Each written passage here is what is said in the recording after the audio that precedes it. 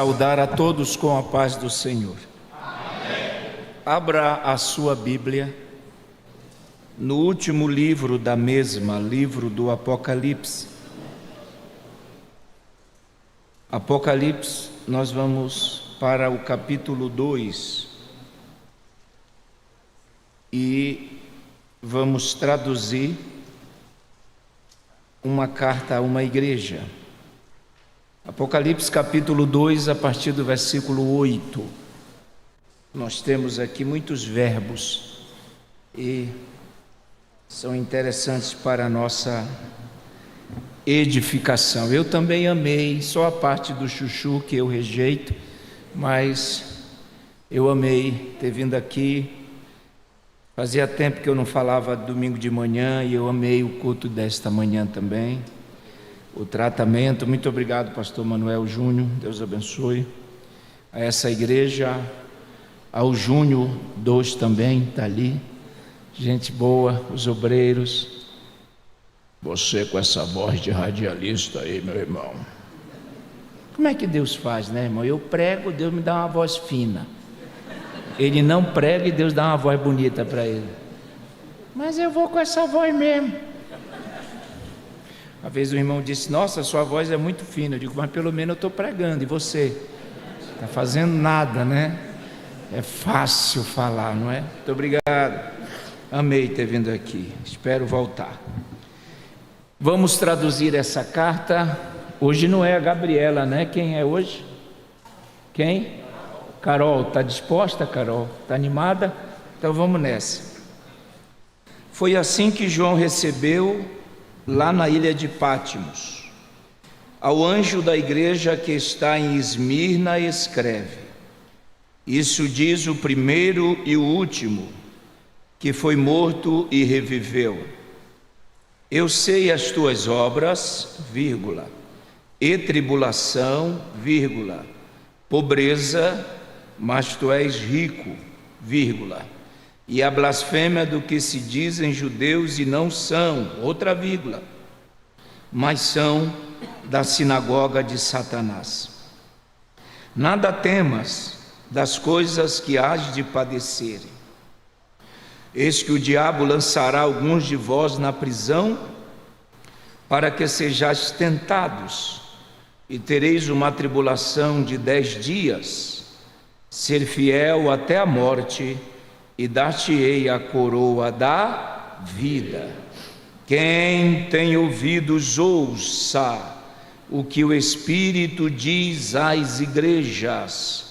Repita comigo, só os vivos. O que vencer, só os vivos, o que vencer, não receberá o dano da segunda morte.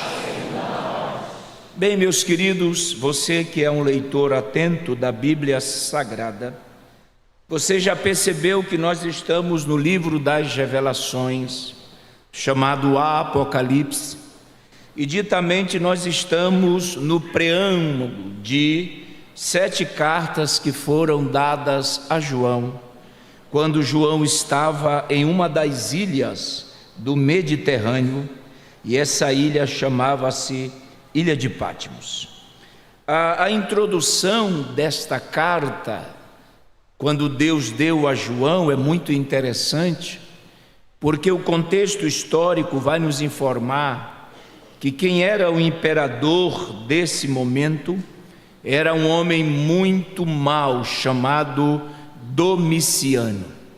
Para quem gosta de história, Roma, ela teve 3 tipos de governo, né? Roma começou com a monarquia, depois Roma foi para a república e por último Roma chegou no império. Nós não conhecemos Roma no período da da monarquia, muito menos nós não conhecemos Roma no período da república, mas a gente só passa a conhecer Roma no período do império, quando os imperadores se levantaram. A história vai nos dizer que nós teríamos 26 imperadores, dos quais 24 morreram assassinados. E é no período desses imperadores que nós temos a noção do próprio Cristo, nós temos a noção dos evangelhos, nós temos a noção da igreja.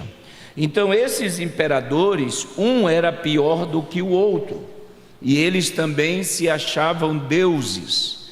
E no tempo do Apocalipse, João, sendo o último apóstolo vivo, ele estava pastoreando a igreja em Éfeso, e foi ali que ele terminou os seus dias, quando ele foi solto da ilha de Patmos.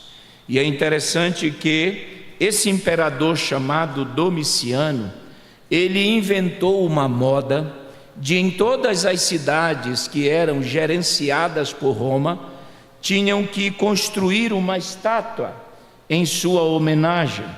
Então, automaticamente, ele também mandou construir uma estátua na cidade de Éfeso.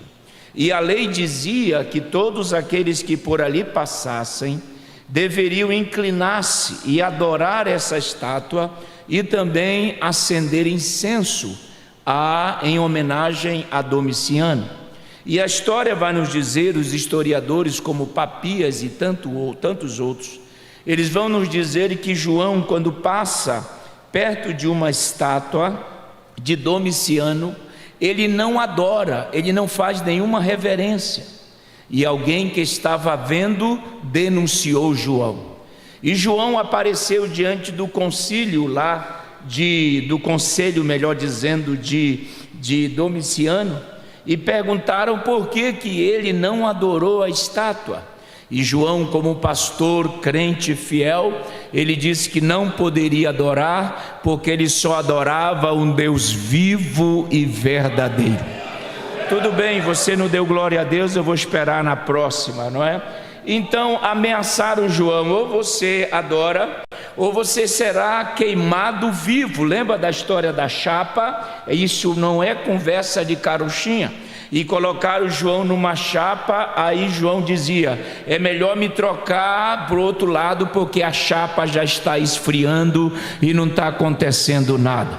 Aí pegaram João, jogaram no caldeirão de óleo que fervia. Olha, se tu não der glória a Deus nessa.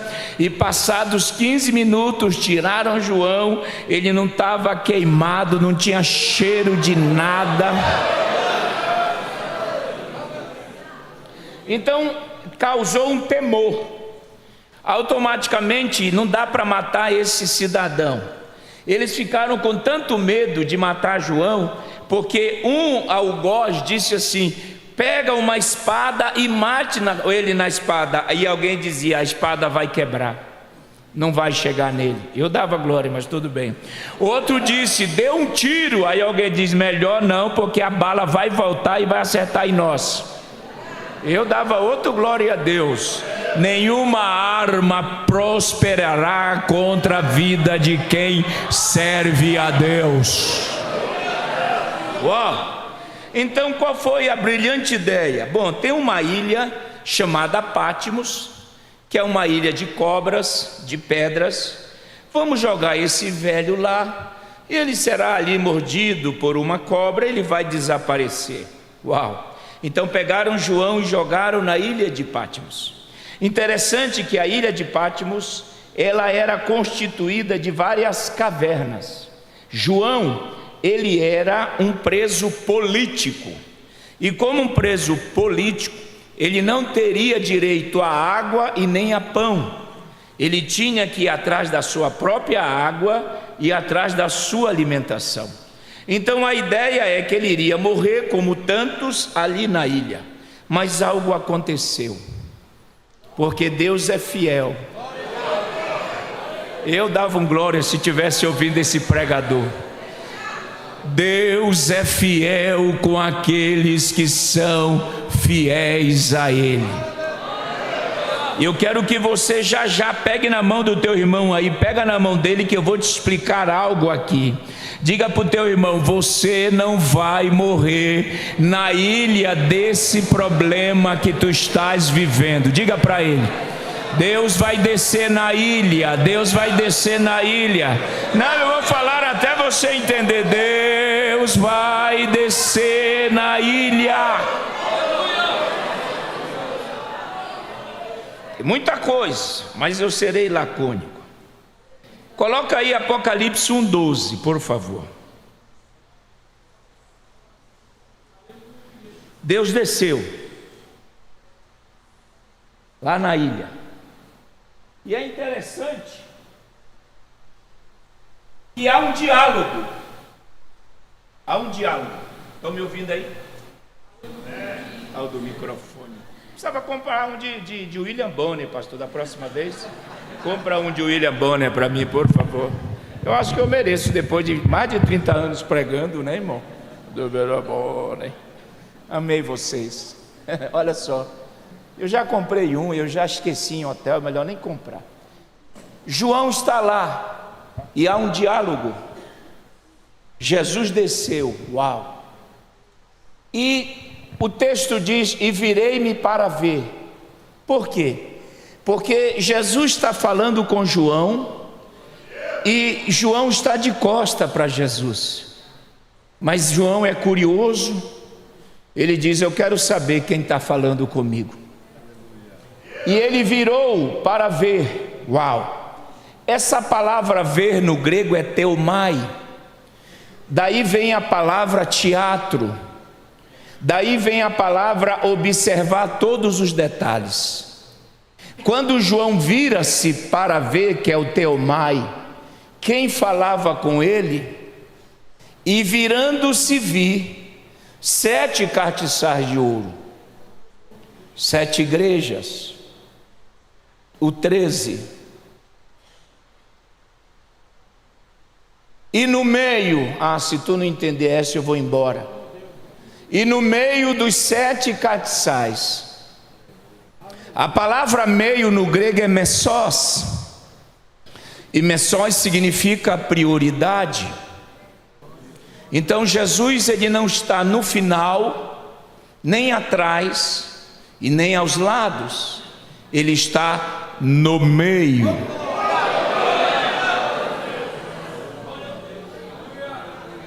Uau! A palavra messos, prioridade, significa que ele é, na igreja, a pessoa mais importante. A prioridade é dele, a glória é dele, a honra é dele. Vou falar até você da glória.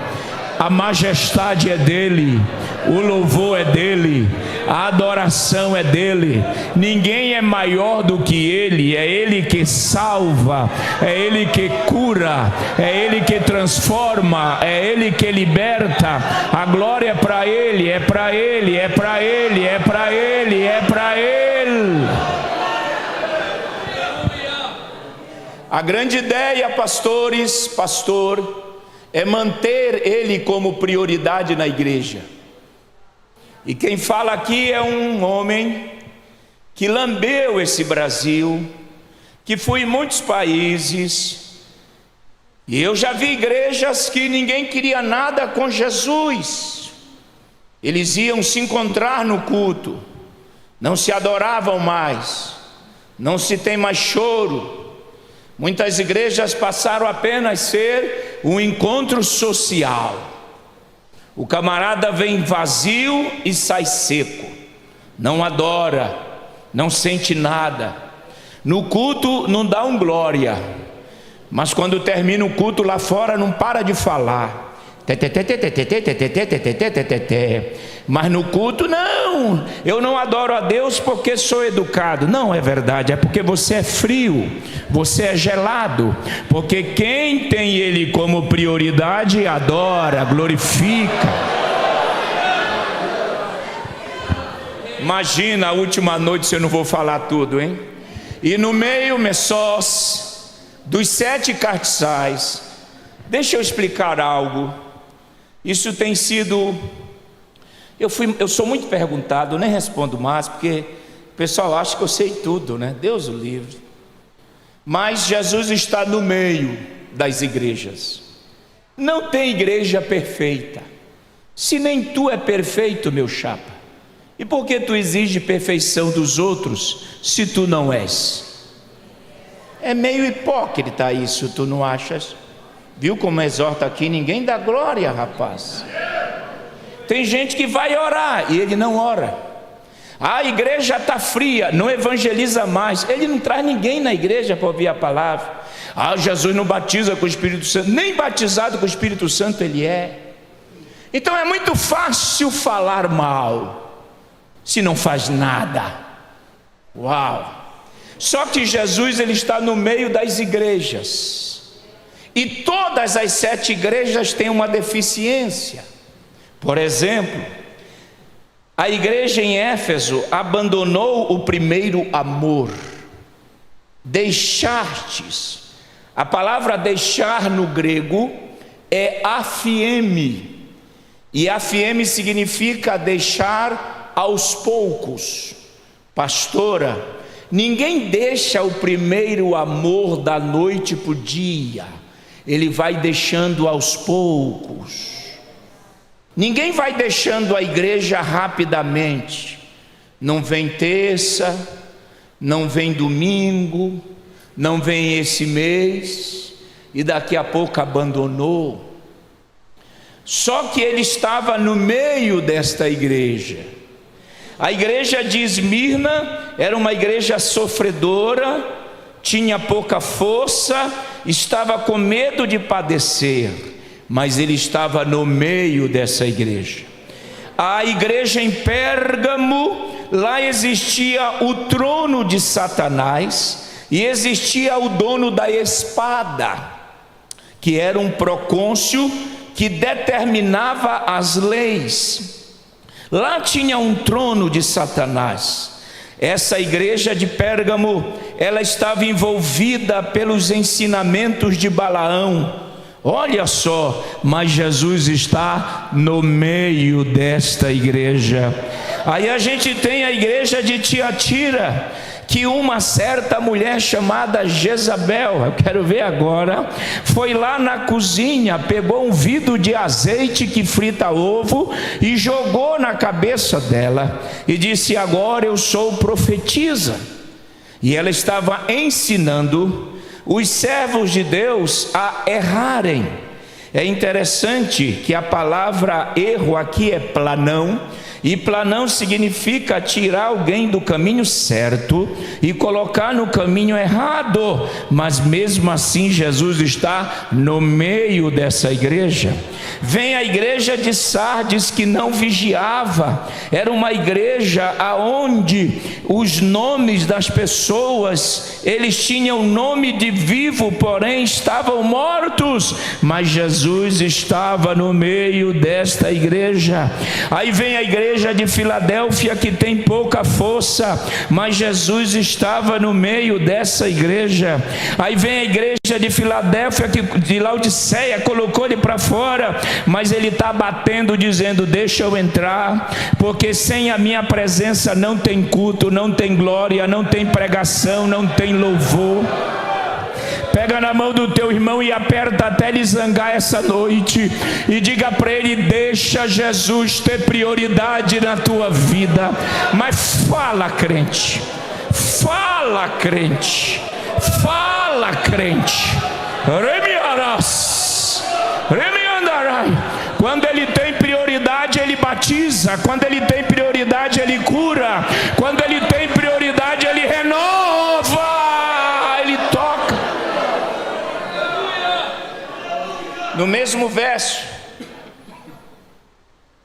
e no meio, ele começa a ver: uau, se tu não entender essa, vestido até os pés, ele está descalço, mas a bata vai até os pés, que é a roupa do sumo sacerdote.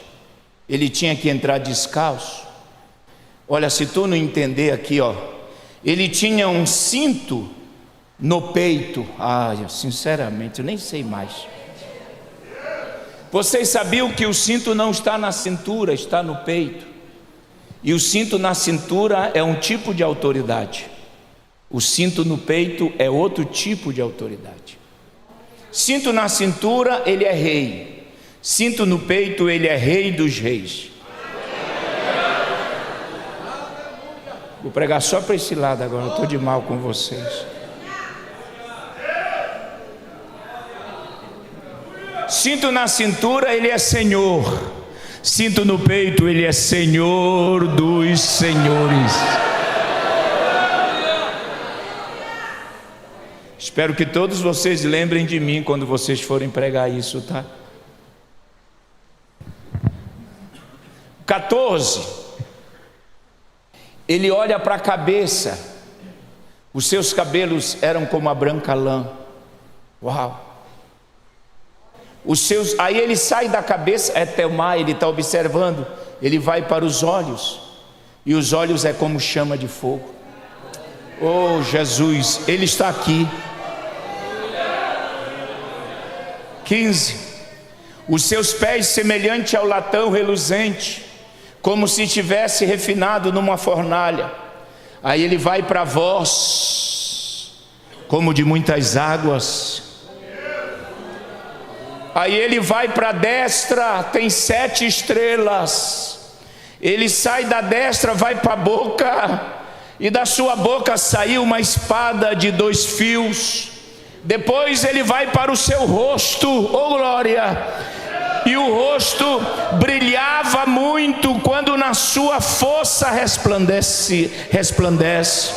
Depois ele não aguentou, ele caiu aos seus pés. E o Jesus disse assim, colocou a mão em mim dizendo: levanta, eu sou o primeiro, eu sou o último, eu dava glória.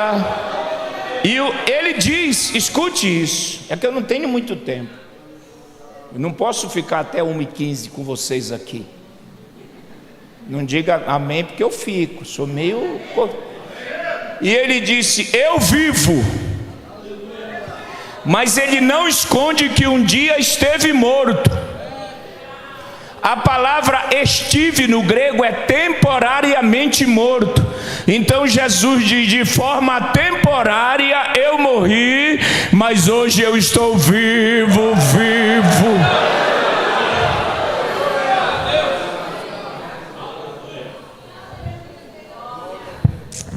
Eu vou me lembrando daquilo que eu estudo, irmão, é terrível.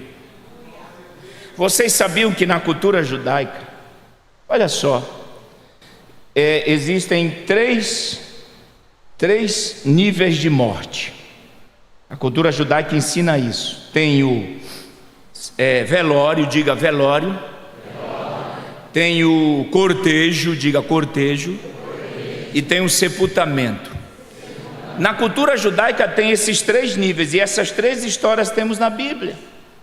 Primeiro, a Bíblia fala que o primeiro nível de morte na cultura judaica é o velório. Qual é o texto que nós temos? A filha de Jairo. Ela estava morta. Jesus chega lá, as hipócritas estavam chorando. Nem conhecia a menina, mas ganhava por lágrimas. Meu Deus, olha, era tão legal. Mais uma lágrima, plim, parecia o teste. Este é o ano da ação. Pregamos a salvação, acolhemos com amor, integrando cada irmão. Na IADIB somos um só coração.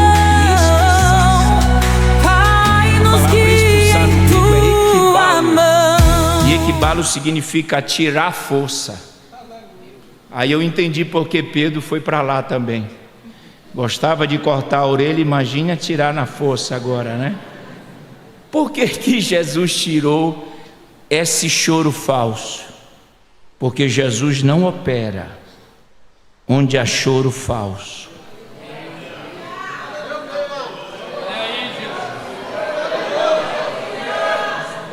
Eita! Com muito temor e tremor eu vou falar isso. Deus não opera onde há falsidade, Deus não opera onde há hipocrisia, Deus não opera quando você saúda o irmão, depois quando ele vira as costas você diz: não gosto dele, não gosto dela. Eu não entendo que tipo de crente age assim. Eu não sei para onde você vai com esse jeitinho. Não, pastor, eu não sou obrigado. É obrigado a perdoar, é obrigado a amar, sim. Não vem com a tua historinha pra cá, que eu não sou bobo.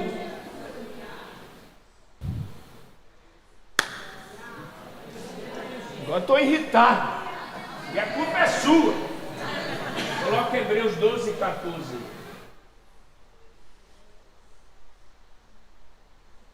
Cheio de Bíblia aqui. Tudo bem, irmãos? Estão com medo de mim? Eu só sei pregar a Bíblia. Todo mundo vai ler esse versículo. Vamos, 1, 2, 3. Seguir a paz com todos e a santificação, sem a qual ninguém verá o Senhor. O senhor vai me desculpando que eu já transformei isso em escola também. Seguir, a palavra seguir no grego é dioko. E dioko está associado a uma palavra de um caçador. Sabe quando o caçador saía para caçar? Ele era chamado de dioko. E o caçador, ele não encontrava rapidamente a caça. Ele tinha que ter paciência, a caça se escondia. Então o escritor aos Hebreus diz: caçem a paz. Ninguém deu glória agora. Caçem a paz, porque ela se esconde. Porque tem irmão que faz de tudo para a gente não ter paz com ele. E ele se esquiva daqui, mas nós somos caçadores da paz. Só os caçadores da paz, levante a mão aí. Uau! Deus falou. Segui a paz, casse a paz, Eirene, com todos passa, santificação ragios, sem a qual ninguém verá o. Permita-me explicar esse versículo, que ele é bem. O autor não está dizendo, nesse versículo, ver o Senhor aí não é o arrebatamento da igreja. Não é. Coloca o versículo 15. O versículo 15 diz: tendo cuidado que ninguém vos prive da graça de Deus e que nenhuma raiz de amargura brotando. Gente com amargura não vai para o céu. Então o versículo 14 não é o arrebatamento. Ver aí é ter intimidade com o Senhor, que te ajuda a caçar a paz com os irmãos. Vamos fazer algo bem pedagógico. Volta para o 14, por favor. Quem tem mão esquerda aí, levante. Melhor levantar, porque tem gente que quer ter a mão e não tem. Quem tem mão direita também levante. Diga comigo: há dois níveis de relacionamento nesse versículo. Faça assim, ó. Relacionamento horizontal, relacionamento vertical, ó, horizontal, vertical, horizontal, vertical, horizontal com todos, vertical com Deus. Espera aí, volta a mão, volta, deixa, aluno rebelde, volta, aluno. Horizontal e vertical. Então, para eu ter esse relacionamento aqui, eu tenho que ter esse primeiro aqui. Então não adianta eu estar de mal, brigado, falando, chega na igreja e adora. Não existe esse se você não tiver esse primeiro aqui.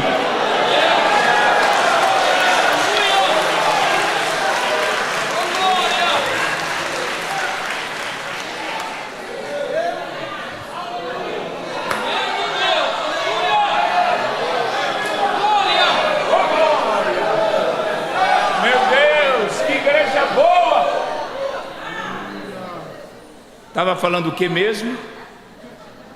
Eu sei. Manda embora. Eu imagino o Pedrão falando, pastor: bora, sai. Mais ou menos assim. Sai vazado. O carioca diz: vaza. O segundo nível de morte na cultura judaica é o cortejo, aonde nós encontramos a viúva de Naim, que Jesus parou. Olha, se tu não entender, o Talmud, que é um conjunto de leis judaica, diz que uma vez que o cortejo sai, a única parada dele é dentro do cemitério, ninguém pode pará-lo. Mas chegou Jesus, que é o dono da vida. Vou pregar só para os que não pode chamar vocês de levitas, né? Mas eu chamo e eu tenho base para chamar. Fica tranquilo. Tudo que eu faço é na Bíblia. Jesus parou. Quem é ele? Parente? Não. É um parente atrasado? Não. Quem é ele? É o dono da vida. Levanta essa mão que eu estou cheio de palavras proféticas. Se você não der glória a Deus, eu vou aí no teu cangote. Deus está parando o enterro da tua família. Deus está parando. Eita, senti uma graça. Deus está parando o enterro dos teus sonhos, dos teus projetos, que jogaram dentro do caixão e disseram não vai dar certo. Jesus chega essa noite aqui para...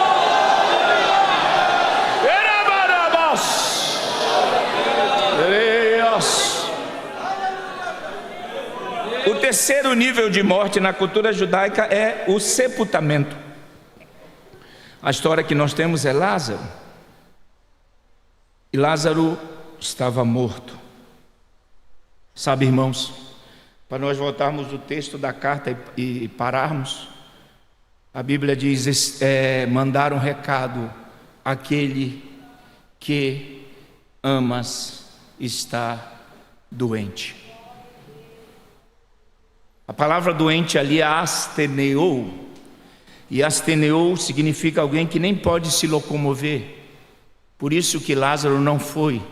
Chamaram Jesus, mas Jesus não veio, porque o fato de sermos amigos de Jesus, isso não vai mudar a sua agenda, porque amigo de Jesus chora, amigo de Jesus adoece, amigo de Jesus até morre, mas não deixa de ser amigo.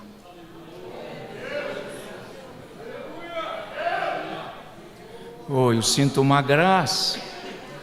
Alguém diz assim, mas ele é tão íntimo, e por que morreu assim? É porque uma coisa não tem nada a ver com a outra. E é melhor ser amigo de Jesus. E tem um detalhe, pastor. Como eu falo muito para homens de gravata e paletó nesse Brasil, Lázaro não servia para ser apóstolo. Ele só servia para ser amigo. Porque se coloca Lázaro talvez no ministério, Jesus ganharia um apóstolo, mas perderia um amigo. Então é melhor ser amigo. Amigo. O teu amigo já está vindo te socorrer. Levante a mão aos céus e dê o teu melhor glória a Deus aqui. Ora mandarai eshebiahas. Ora mas. Bora para a carta para a gente terminar. Apocalipse 2, 9. Senão já me falaram que minha introdução é longa, mas irmãos, não tem problema, né? Eu queria traduzir essa carta a partir do 8, por favor. Essa carta é endereçada ao anjo da igreja. Vocês sabem que violar a correspondência nesse tempo dava cadeia, era crime. A pessoa, além de ser presa, pagaria multa e mesmo assim não sairia. Então essa carta ela vai seguir os padrões da época, ao anjo da igreja. Anjo é angelos, igreja, eclesia. E quando você vai mais fundo, com muito tempo, anjo da igreja, existe um artigo dentro dessa palavra anjo, que significa aquele que tem intimidade com Deus. aquele que é íntimo de Deus. Então a carta é escrita para quem é íntimo de Deus. E ninguém podia violar nem o vice, nem a irmã que mais orava, ninguém. Ah, mas o pastor está viajando. Deixa a hora que ele chegar. Deus não trabalha fora do comando do anjo da igreja. Eu quero até ser bem claro. Eu não duvido que alguém receba algo de Deus, mas não pode falar sem falar com o pastor da igreja. Porque tem gente que na inocência recebe algo de Deus e pega o microfone e fala. Você conversa primeiro com o pastor, porque às vezes aquilo é para você, é para o individual e não é para o coletivo. E você quer transformar o que é individual para um coletivo. Ah, mas Deus me revelou. Eu não estou dizendo que não, mas Deus não é desordeiro.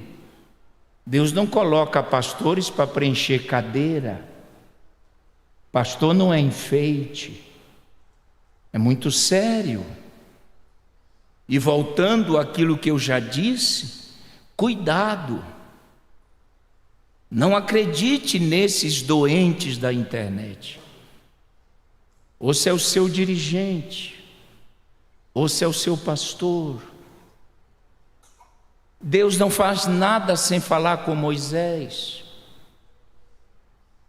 Deus dizia a Moisés, para Moisés dizer a Arão, e Arão dizia aos sacerdotes. Essa bagunça não pode atingir o nosso ministério. Deus é um Deus de ordem, de hierarquia.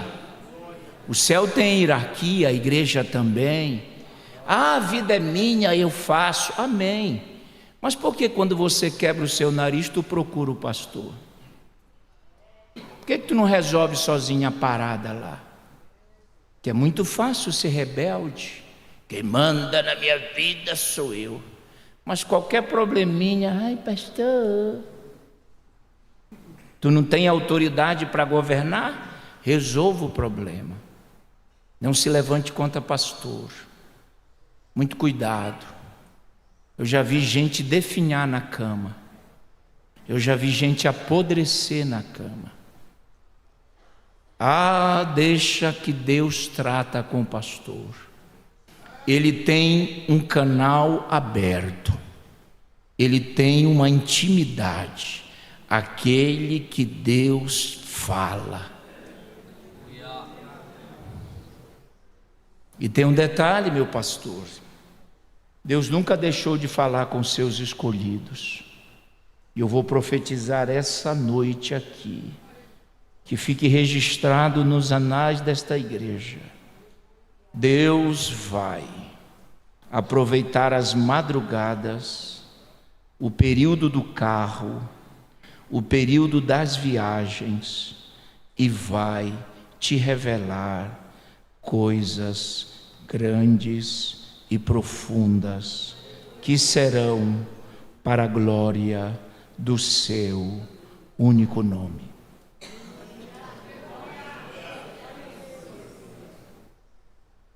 Quando se faz do pastorado algo comum, o sobrenatural não acontece. Mas o pastorado não é algo comum, é sobrenatural. Lidamos com Deus grande. Uau! Estou sentindo uma graça. Lidamos com Deus poderoso. E afirmo aqui que esta será a melhor semana de Deus na sua vida. Rabas, rabacandarabas, daramandarabas.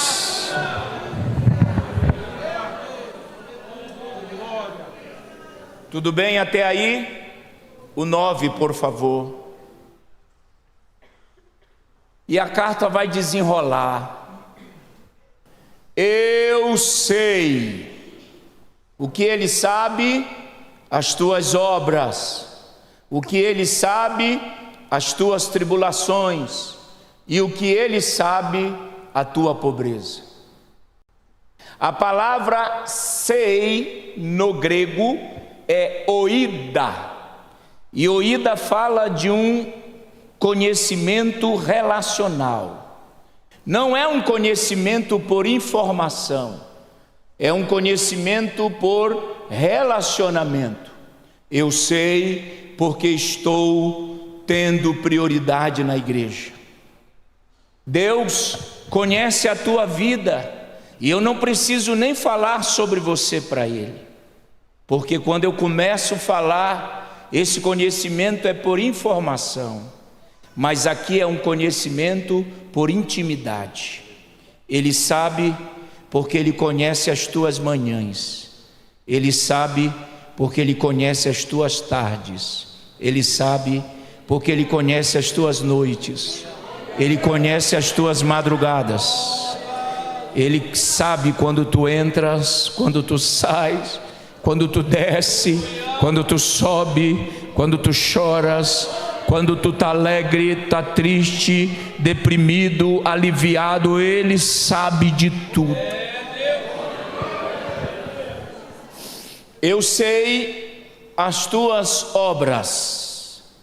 A palavra obras no grego é ergon, e ergon fala de obras debaixo do sol, suar a camisa, esforço.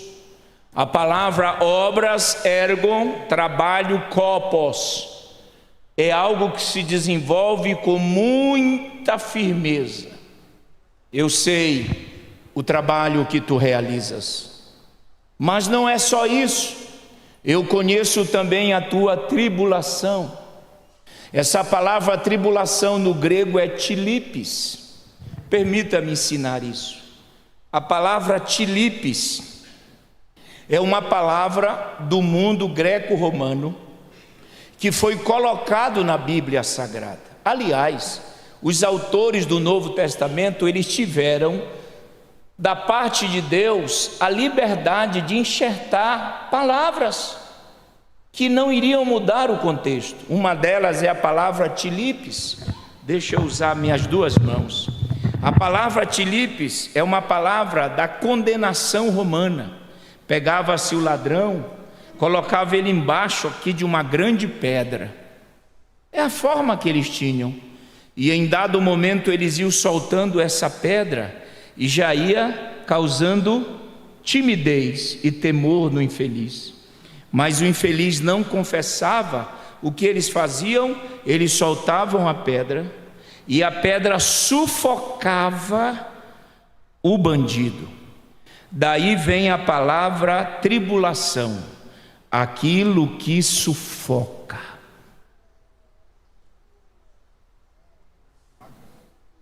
que tira o ar,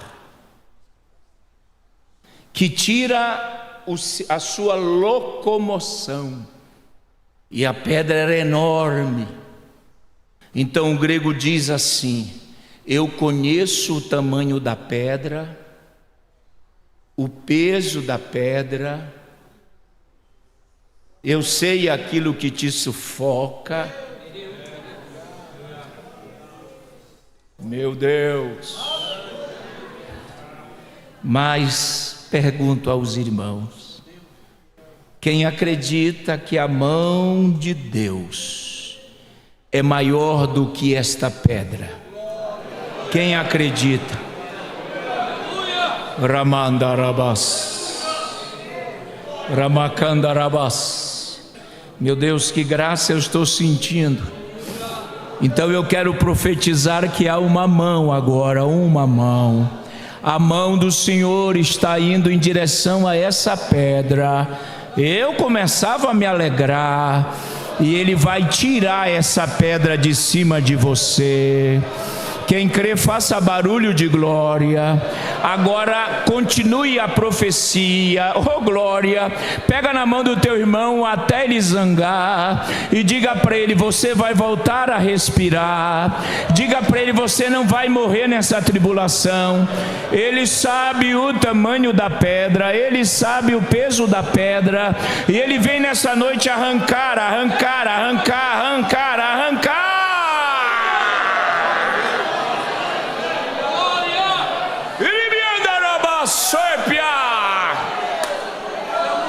Oh glória!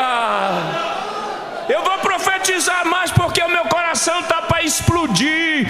Alguém diz que tu vai morrer debaixo dessa pedra, é mentira. O teu Deus está arrancando essa pedra. Creiam.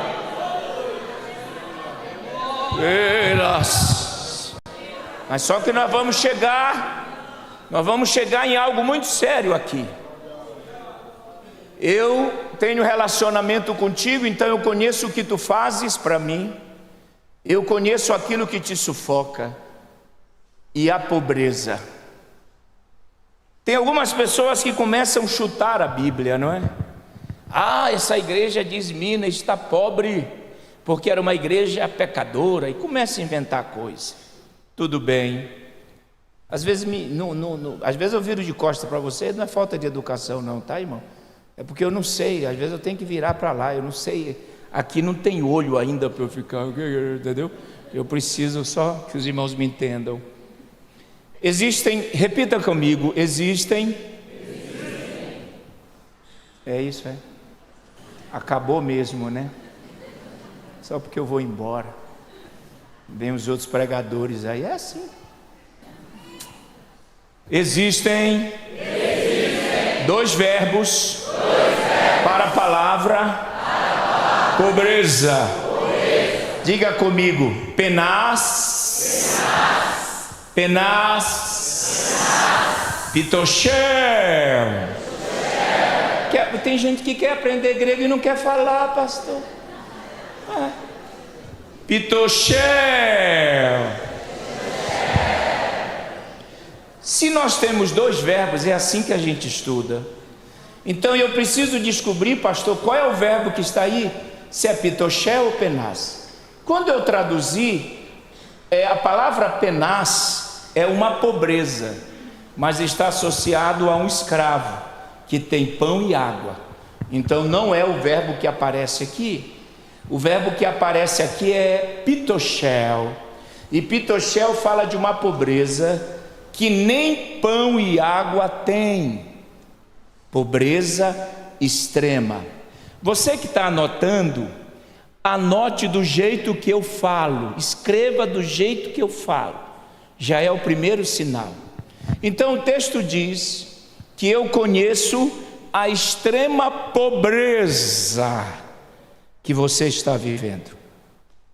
Agora vejam, o que levou a igreja de Esmirna a viver a pobreza?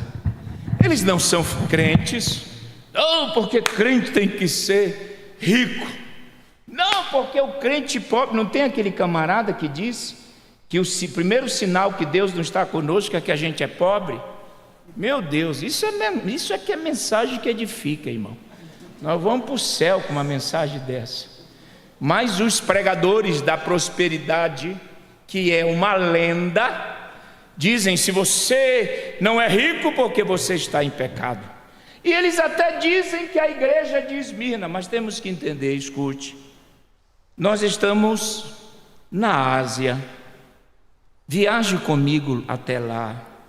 Nós estamos no local de muitas cidades ricas, como Laodiceia, e essas cidades, assim como o ABC Paulista, tem muito sindicato. As igrejas também tinham. Existia um sindicato em Tiatira, um sindicato em Pérgamo, um sindicato em Esmirna.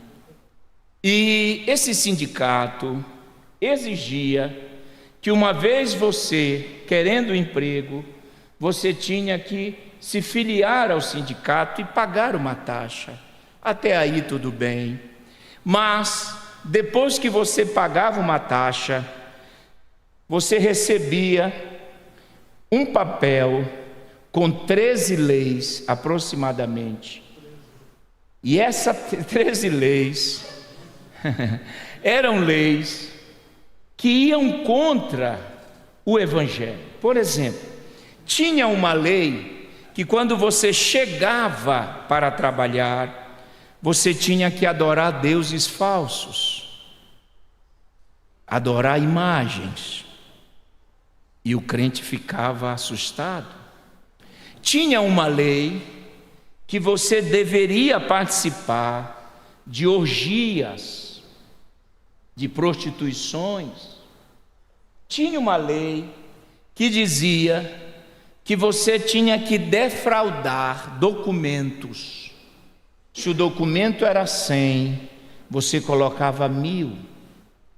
Tinha uma outra lei que dizia que você tinha que puxar o tapete daquele funcionário mais antigo para ficar no lugar dele. Ora, um crente salvo, eu estou falando crente salvo, disse: eu não posso fazer isso, isso vai contra a minha fé. E com isso, o crente salvo não recebia o emprego, e ele era marcado na cidade: não me venda nada para ele.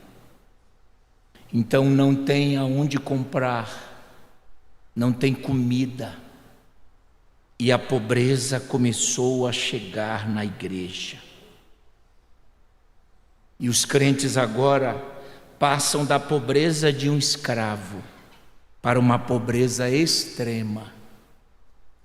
Mas lá na ilha, Jesus disse: João, diga à minha igreja de Esmirna que eu sei o motivo da pobreza deles, é que eles não se venderam.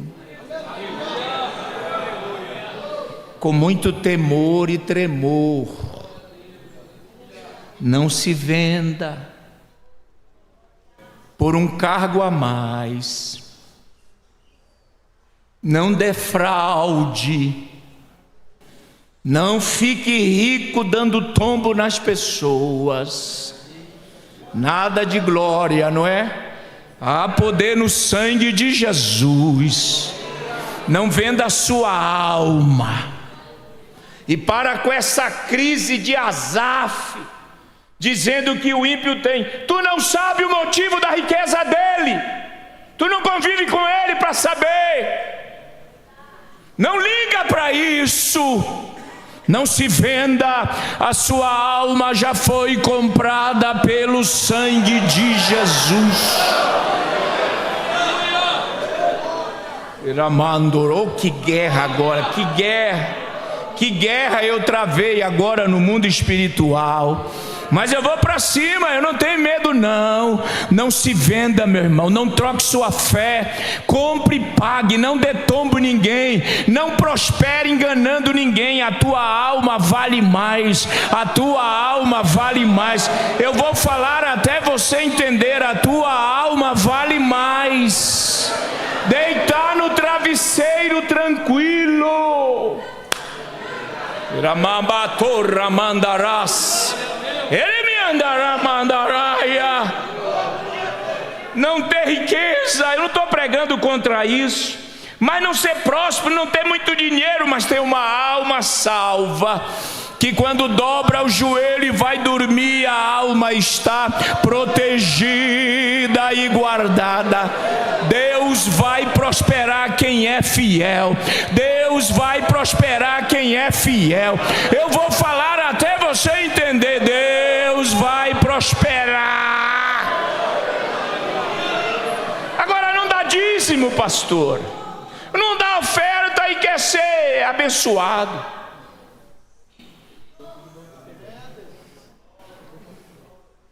Não faz nada e cobra. Os crentes em Minas disseram: não vamos, minha alma já tem dono. Oramos. Levante a sua mão e receba força para vencer as tentações financeiras. Ei, levanta a mão e recebe força para vencer este sindicato que se instalou do inferno no Brasil. Deus está dizendo: a tua alma é minha, a tua alma é minha, eu vou cuidar da tua vida, oh glória, eu vou profetizar, a farinha não vai acabar, o azeite será multiplicado, Deus vai cuidar da tua família, Deus vai cuidar da tua família. Agora, para não perder o costume, olha para o teu irmão, pega na mão dele e diga: não venda a sua alma, ela já foi comprada.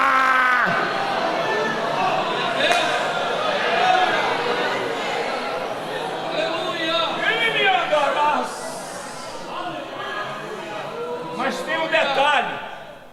Tudo bem, irmãos? Vocês estão bem? Ok. Mas tem um detalhe.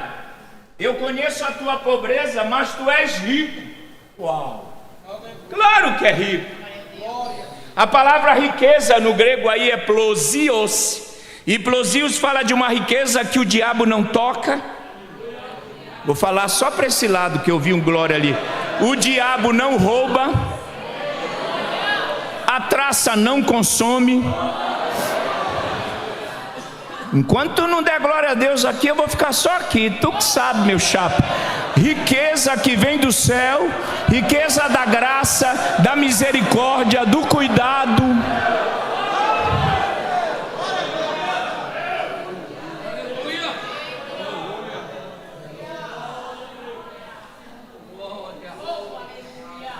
Grande Deus, aleluia.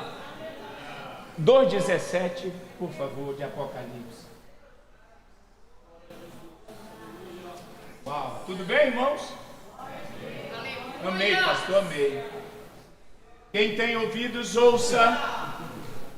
Ao que vencer. Ô palavra bonita.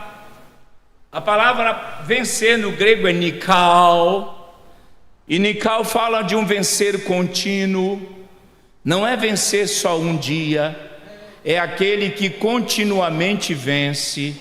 Vence hoje, vence amanhã, vence depois. Irmão, eu só sei pregar a Bíblia, as outras coisas não é comigo. Tem gente que até me censura: ah, mas o senhor só prega a Bíblia, o senhor não tem não tenho um.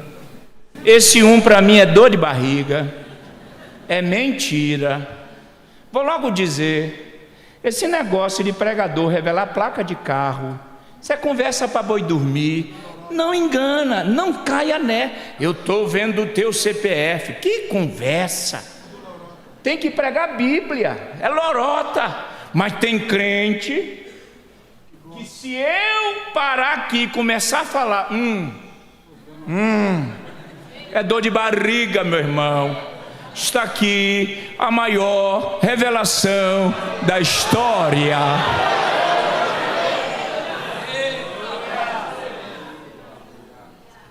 Aqueles que continuamente vencem, darei, o verbo dar, darei, sem obstáculo, de comer do maná que está escondido. Por que o maná está escondido? Porque Deus esconde algumas coisas para o diabo não saber, e nem o nosso inimigo invejoso. Por isso que você pare de contar segredos, guarde-os. Pelo amor de Deus, não consegue. Olha, eu vou te contar, mas não conta para ninguém. Vocês sabiam que esse que você contou tem um amigo íntimo também? Ele vai contar para o amigo íntimo. Depois ele tem um outro amigo íntimo e daqui a pouco até o porteiro está sabendo. Deus escondeu. Esconda. Tenha prudência. O texto diz: com os fiéis há segredo de Deus. Está escondido, mas na hora certa Deus vai colocar nas tuas mãos. Nossa, eu senti uma graça agora. Orabapaturas. Meu Deus, que graça. Essa palavra maná, escute-me, é manhu, e é aquele alimento que Deus providenciava quando Israel estava indo em direção à terra prometida.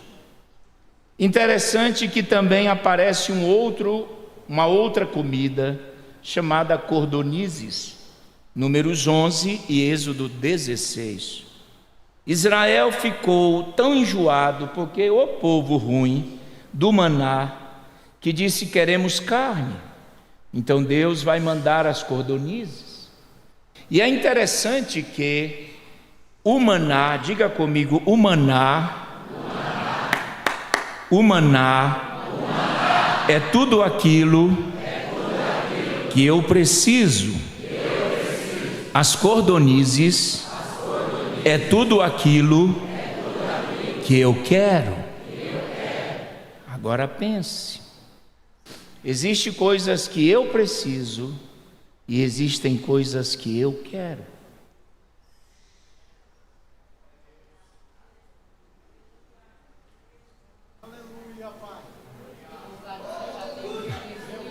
Nós vamos decidir o que essa noite? Será que aquilo que você quer é aquilo que você precisa? Vejam, aquilo que eu quero, cordonizes, eu tenho que ir atrás, eu tenho que pegar, eu tenho que esquentar água. Há um trabalho em cima disso para eu me alimentar, mas aquilo que eu preciso, o maná, já vem pronto, é só comer. Se tu não der glória a Deus, eu não vou parar de comer maná aqui. Uau! Me lembrei de uma mensagem muito antiga que eu preguei, escute, sobre Raquel e Lia. Raquel era a bênção que Jacó queria, mas Leia era a bênção que Jacó precisava. As duas, uma do lado da outra, Raquel ganhava. Raquel era bela, de porte, de cabelo. A irmã Leia, só Jesus. Me lembrei também. Quando eu terminei de pregar, veio uma irmã e disse: eu sou a Raquel. E o senhor falou mal de mim. E o senhor falou mal de mim na pregação. Digo, eu? Mal da irmã? Eu sou a Raquel. Digo, não.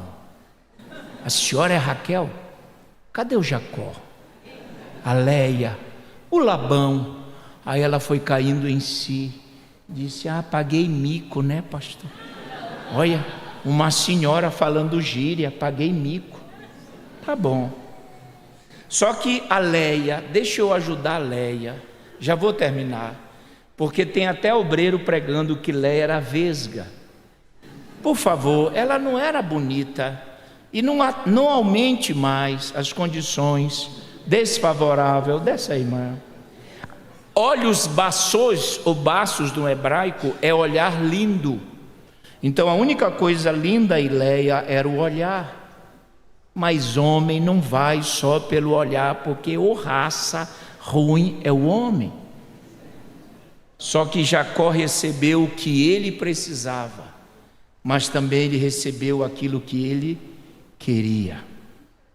E aquilo que ele queria não foi com ele até o final, mas aquilo que ele precisava foi até o final da sua vida.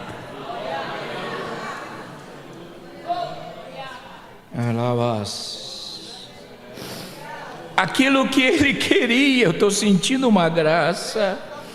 Deu para Jacó 2 filhos e no segundo filho morre, mas aquilo que ele precisava lhe deu 4.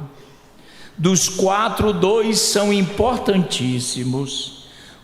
Quando nasceu, vamos dar o nome de Levi, e Levi vai crescendo e se tornará uma tribo de Levi. Será a tribo do sacerdócio, a tribo da adoração. Dessa tribo sairá o sumo sacerdote, é aquele que vai entrar uma vez por ano no Santo dos Santos e vai aspergir sangue na tampa da arca chamada propiciatório. Leia não só gerou uma criança, mas ela gerou o sistema sacerdotal na Bíblia Sagrada. Lá vem os sacerdotes. Depois nasce um bebezinho. Aí o bebê, como vamos dar o nome dele? Judá. Aí Judá vai crescer. Aí ele vai se tornar uma tribo de Judá. E essa tribo vai gerar Obed, vai gerar Jessé, vai gerar Davi. Não entendeu não, irmão? Vai gerar. Até que vai gerar o Salvador, oh glória, vai gerar o Cristo, a razão da nossa existência. Aí a gente chega no capítulo, agora eu vou virar pregador, a gente chega no capítulo 5 do Apocalipse. O João está chorando porque o livro está selado, e se o livro não fosse aberto, a história não seria desenvolvido. E ele chorava porque ninguém no céu, ninguém na terra ou embaixo da terra. Aí João chorava, o ancião veio e toca nele e disse: aqui não é lugar de chorar, dá uma olhada aí, eis aí o leão da tribo de Judá que vai abrir o livro.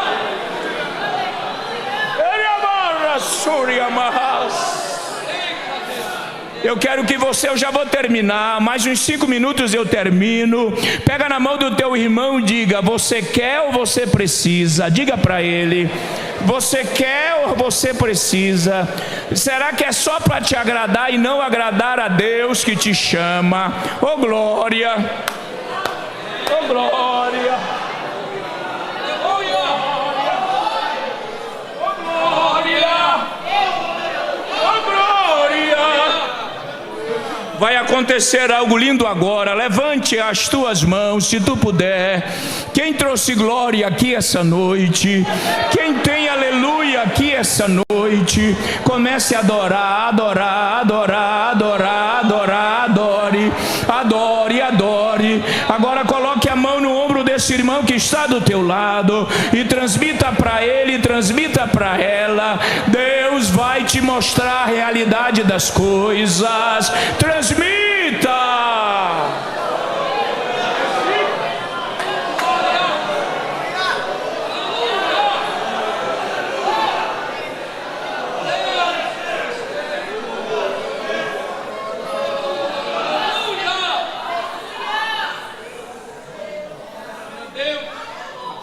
Agora o Apocalipse 2, na carta lá, por favor. Apocalipse 2, 9. 2, obrigado. Mas tem algo que ele conhece que é muito triste, e eu preciso ser fiel. Vocês aguentam mais 2, 3 minutos? Sabe que eu já eu sou muito assim de observar. Tem crente que fica, ai, está demorando, mas quando termina o culto ele fica mais 1 hora lá fora. Meu, se tu tá com pressa, por que tu não vai embora já? Estou mentindo, irmão? Termina o culto e lá fora, blá, blá, blá, blá, blá, blá, blá, blá, blá, blá, blá, blá. Então bora ficar aqui todo mundo.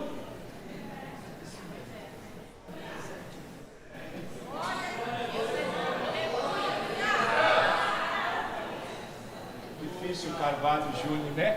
Mas sou muito bacana. Sou ou não sou, pastor? Muito fino. Eu queria fazer o cardápio da janta hoje. Eu quero hambúrguer, ketchup, mostarda e maionese e batata frita, para me fazer muito mal mesmo, e eu quero. Tá?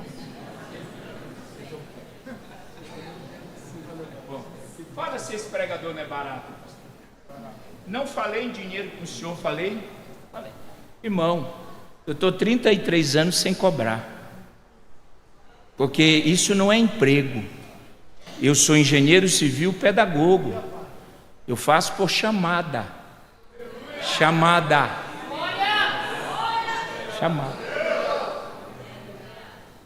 Tem algo que Jesus conhece que me assombrou, pastor. Eu conheço a blasfêmia do que se dizem judeus e não são. Todas essas cidades tinham uma sinagoga. Sinagogue, local de reunião sagrado. A sinagoga servia para a leitura dos salmos, a leitura dos profetas e nas grandes festas de Israel como hotel para receber os visitantes. A sinagoga lá em Tiatira está se reunindo, escute essa, judeus tramando na sinagoga contra judeus cristãos. Eles estavam usando a sinagoga, em vez de uma adoração a Deus, estavam se reunindo, tramando contra os crentes. E o resultado dessa trama está no versículo 10. Não tema das coisas que hás de padecer. O diabo vai lançar alguns de vocês na prisão, vocês serão tentados e tereis uma tribulação de 10 dias. Isto aqui é o resultado da reunião do versículo 9. Volte, por favor, ao versículo 9. Da sinagoga de Satanás. Escute. Todas as vezes que se reúne para destruir crente, o líder dessa reunião é Satanás. Estamos fazendo em nome de Deus, mentira, porque Deus não trata assim. Se reunir para acabar com alguém para o bem da igreja, sabe quem é o líder dessa reunião? Satanás. Quando você se reúne em grupetos e começa a fofocar, sabe quem está presente lá? Satanás.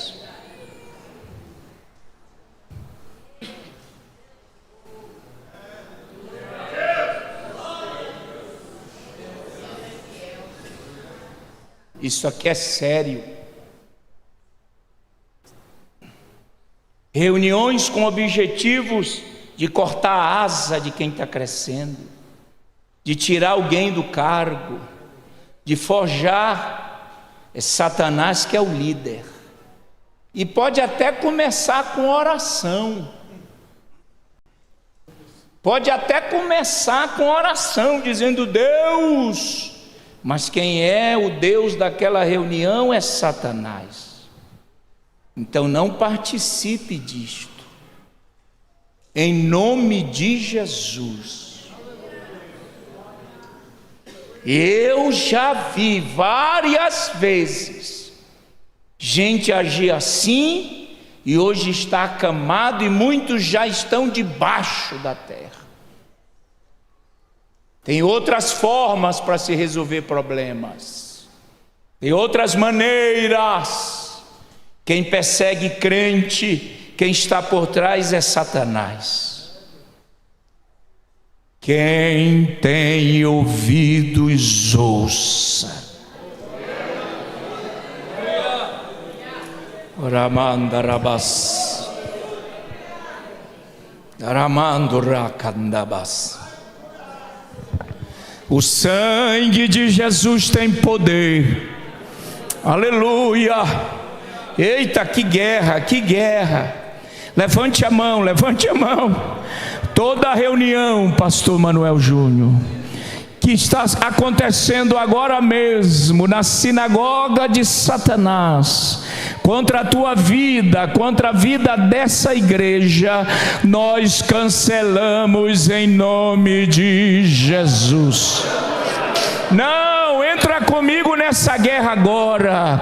A sinagoga do mal vai fechar.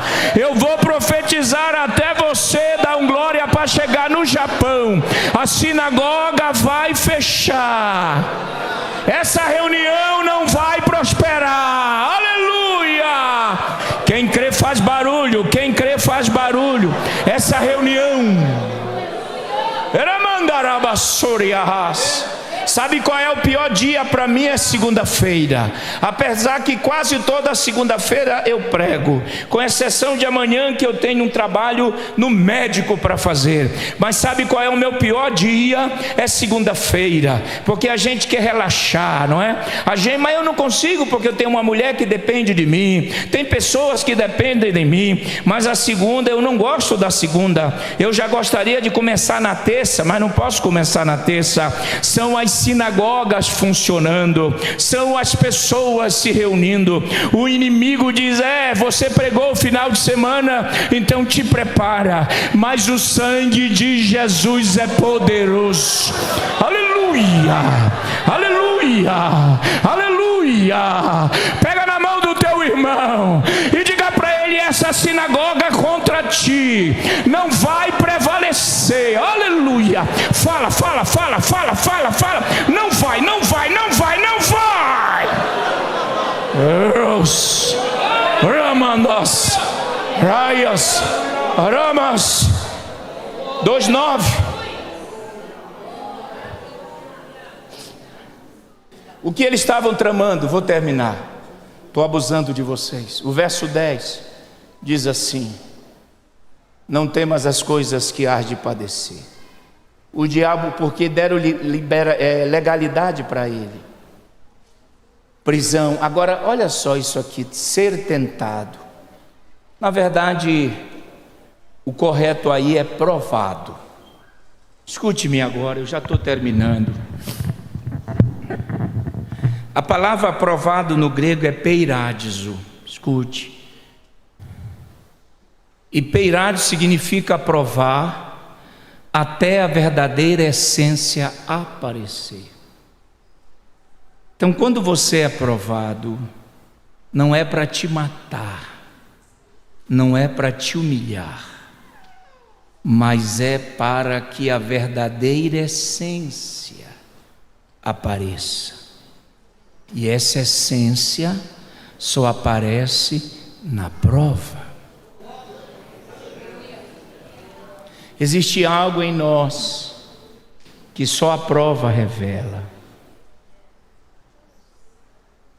Então, quando Deus prova alguém, nós temos aquela ideia de que Deus não gosta dele, que ele está em falha com Deus. Não, ele está sendo provado é porque Deus quer despertar nele uma essência. E essa essência se manifesta na prova.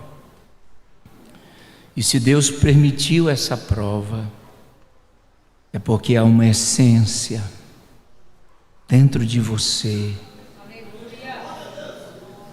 Oh Espírito Santo, essa luta não vai te matar, essa prova não vai te matar.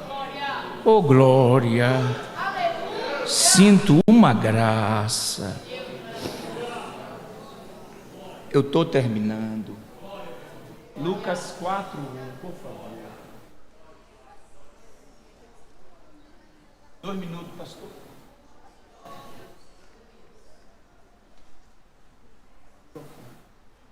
Lucas 4:1. Não é ela?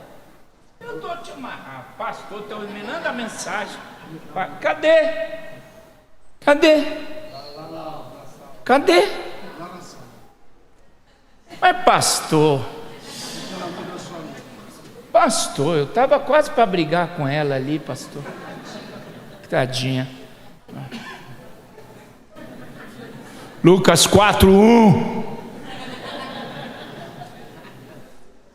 Meu Deus do céu. E eu olhava para ela. 1, 2, 3, todo mundo. Jesus, cheio do Espírito Santo, voltou do Jordão e foi levado pelo Espírito ao deserto. Isso aqui é o batismo. Escute, estou terminando 1 minuto, não vai te matar, 1 minuto não te mata.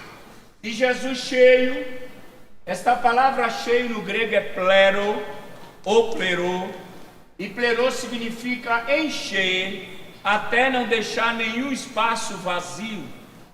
Então, quando o Espírito Santo enche, ele enche não deixando nada vazio. Ninguém é cheio pela metade.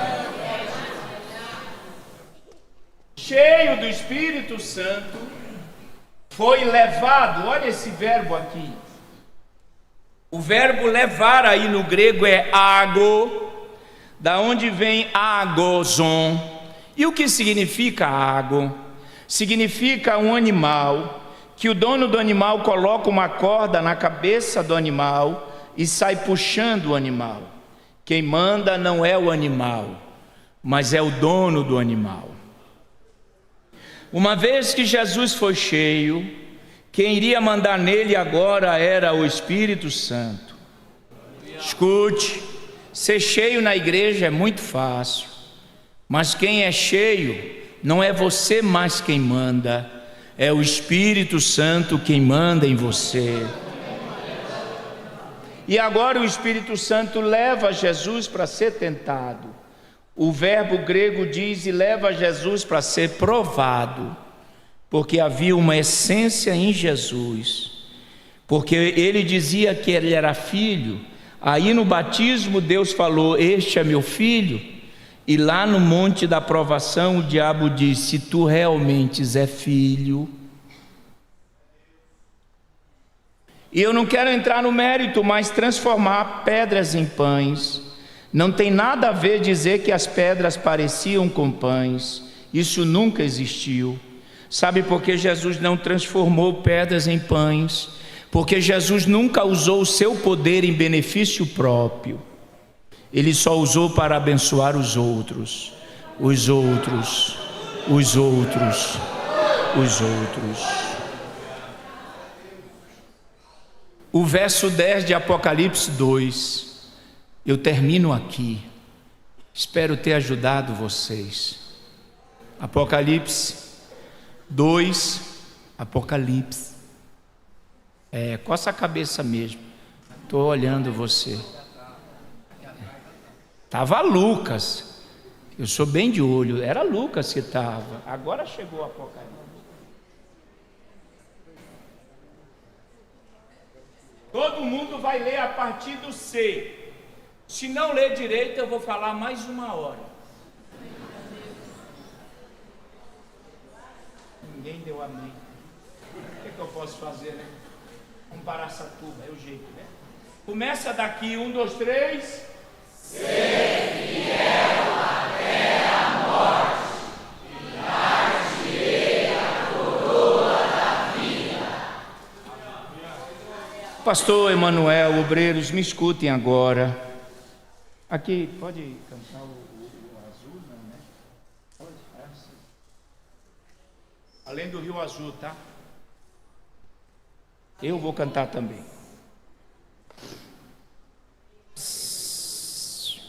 Vocês sabiam que esse versículo é para homenagem do apóstolo e do pastor que foi pastor em Esmirna, chamado Policarpo de Esmirna.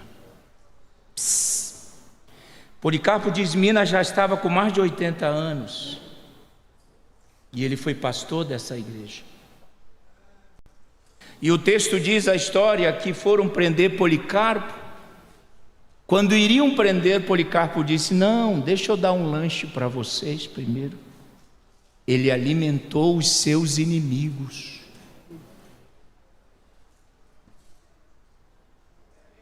Depois levaram-no para a praça ali, onde tinha madeiras, e disseram: Policarpo, se você negar, você não morre.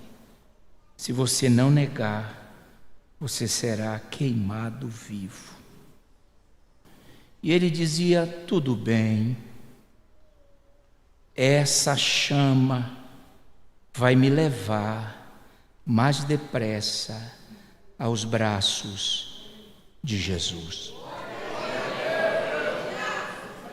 E começaram a queimar Policarpo e começou a chegar no joelho. Negue. Ele dizia: não posso, ele só me fez bem. E a chama foi crescendo, foi crescendo, crescendo, crescendo. Aí o texto diz que ele foi